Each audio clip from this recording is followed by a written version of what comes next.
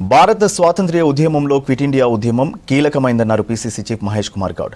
Do or die నినాదంతో Gandhi quit India ఉద్యమం చేపట్టారన్నారు. BJP Congress చరిత్రను తుడిచేయాలని చూస్తుందన్నారు. రాజ్యాంగాన్ని కూడా మార్చాలని చూస్తుందని ఆరోపించారు.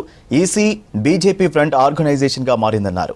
క్విట్ ఇండియా దినోత్సవం సందర్భంగా హైదరాబాద్ గాంధీ భవన్లో జెండా ఆవిష్కరించారు మహేష్ గౌడ్. డిప్యూటీ సీఎం బట్టి, మంత్రి పొన్నం కార్యక్రమంలో పాల్గొన్నారు. స్వతంత్ర ఉద్యమానికి క్విట్ ఇండియా ఉద్యమం స్ఫూర్తినిచ్చిందన్నారు బట్టి విక్రమార్క. ప్రజాస్వామ్యంపై మాట్లాడే హక్కు లేని బీజేపీ గాంధీ ఫ్యామిలీపై మాట్లాడడం ఏంటని విమర్శించారు.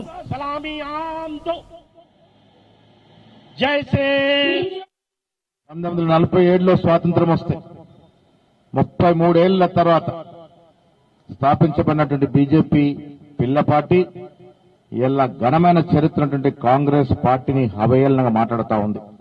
కాంగ్రెస్ చరిత్రని మరిపించే విధంగా ప్రయత్నాలు జరుగుతూ ఉన్నాయి. ఈ దేశంలో కాదు, యావత్ ప్రపంచంలో ఒక విజనరీగా పేరు పొందినటువంటి నెహ్రూ యొక్క చరిత్రని, నెహ్రూ యొక్క జ్ఞాపకాలని మరిపించే ప్రయత్నము జరుగుతూ ఉంది. భారతదేశ చరిత్రని సమూలంగా తిరగరాసే ప్రయత్నం ఆర్ఎస్ఎస్ బీజేపీ పార్టీలు చేస్తా ఉన్నాయి.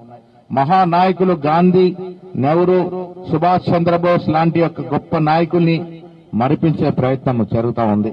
అబుల్ కలాం ఆజాద్ లాంటి నాయకుల యొక్క చరిత్రని తిరగరాసే ప్రయత్నం చేస్తా ఉన్నారు.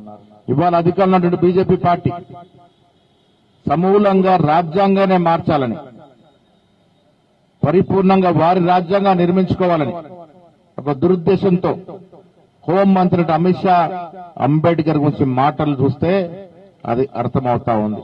మిత్రులారా, ఈ దేశంలో స్వయం ప్రతిపత్తి కలిగినటువంటి సంస్థలు ఈడీ, సిబిఐ, ఈసీల్ని ఏ రకంగా వాడుకుంటుందో మనం చూస్తా ఉన్నాం.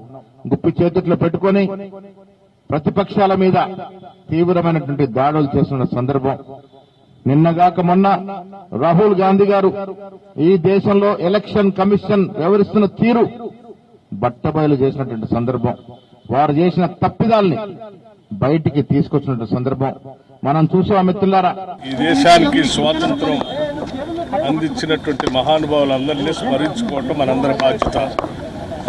అఖిల భారత కాంగ్రెస్ కమిటీ ఆధ్వర్యంలో బొంబాయిలో తీసుకున్నటువంటి వర్కింగ్ కమిటీ తీర్మానం quit India, do or die అని ఒక నినాదం ఇచ్చి ఆనాడు మహాత్మా గాంధీ గారు, జవహర్లాల్ నెహ్రూ గారు, సర్దార్ వల్లభాయ్ పటేల్ గారు, అరుణా అసఫ్ అలీ గారు లాంటి వాళ్ళందరూ ఈ దేశానికి స్వాతంత్రం తీసుకురావడానికి పెద్ద ఎత్తున కారణభూతులయ్యారు.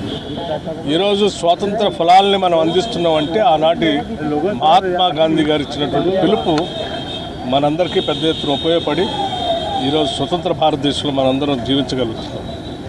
అటువంటి మహాత్మా గాంధీ గారిని స్వాతంత్రం వచ్చిన 6 నెలల్లోనే షూట్ చేసి చంపినటువంటి ఆర్ఎస్ఎస్ భావజాలం కలిగినటువంటి వ్యక్తుల్ని ఆరాధించేటువంటి పార్టీలు ఈ దేశంలో ఉండటం చాలా బాధాకరం.